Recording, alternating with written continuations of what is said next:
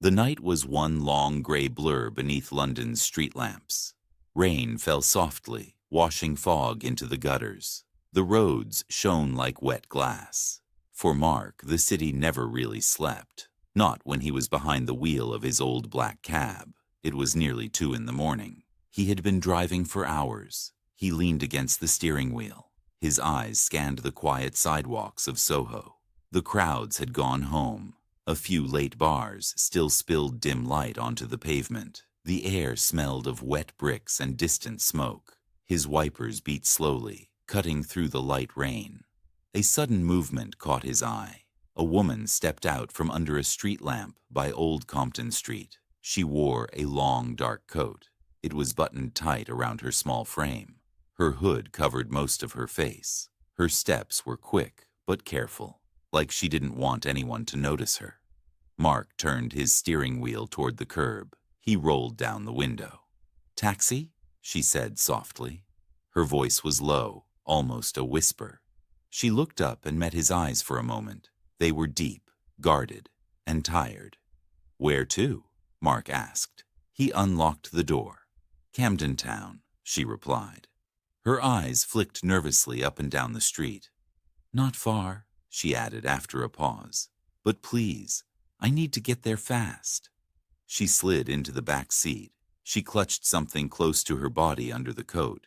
Mark noticed her hands shaking. The smell of rain and cold leather filled the cab. He started the meter. The engine rumbled quietly.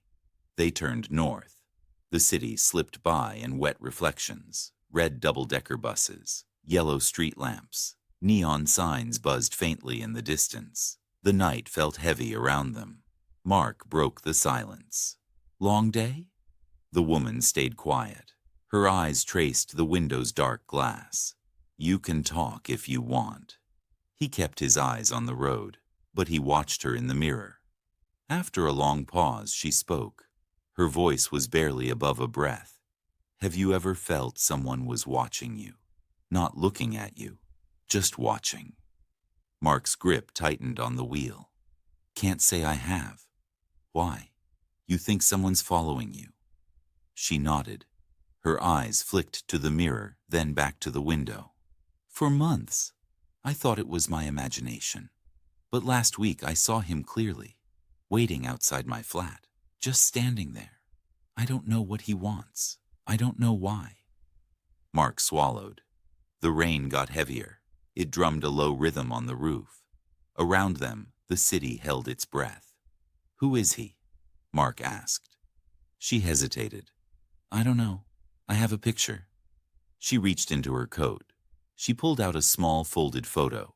Her fingers trembled as she handed it to him. Mark unfolded it carefully.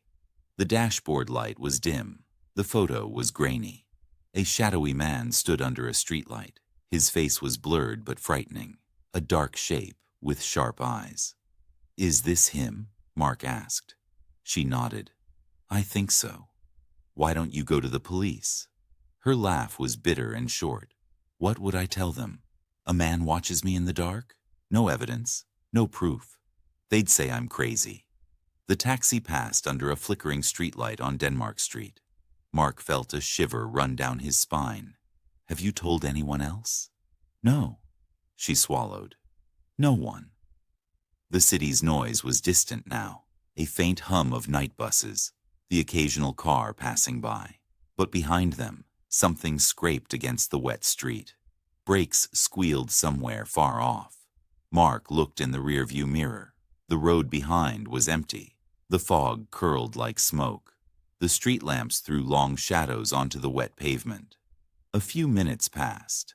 The woman seemed lost in her thoughts. She clutched the edge of her coat. Suddenly she turned. She looked at Mark through the mirror. "Could you stop here?" she whispered. Mark hesitated. The street was quiet. Too quiet. But he nodded. He pulled the car to the curb. She opened the door. Cold wind rushed in. It carried the smell of wet stone and rain. She stepped out, but paused. "Wait," she said. "I need to show you something else." Mark turned off the engine. He watched as she pulled a small envelope from her coat. There's more than just him. There's something I don't understand. I found this under my door last night." She handed it to him. Mark unfolded the paper carefully. His eyes read the faded writing, a line of words in black ink. "You are not safe. Do not trust the shadows." The words seemed to crawl across the page like a warning. "Who sent this?" Mark asked. His voice was low. "I don't know, but I think—" Her voice broke off. A new sound broke the silence. Footsteps, slow, steady, coming from the dark end of the street. Mark's heart beat faster. He turned on the interior light. The street looked sharp and wet outside. The woman froze. She whispered, "That's him." Mark reached for his radio. "Control, I need help. Someone is following my passenger." His hand shook slightly. The footsteps stopped. Then from the shadows came a tall figure. His coat was soaked. His face was hidden under a wet hat pulled low. He paused at the end of the street. His eyes seemed to search for the taxi's light. Mark rolled up the windows slowly. "Stay inside," he told the woman. She nodded. She bit her lip. The figure took a slow step forward. Then he stopped. His breath came in heavy puffs in the cold air. The man pulled out something small. A phone? Mark couldn't tell. Suddenly, the figure turned sharply. He disappeared into the foggy night. The thick mist swallowed him like a dark sea.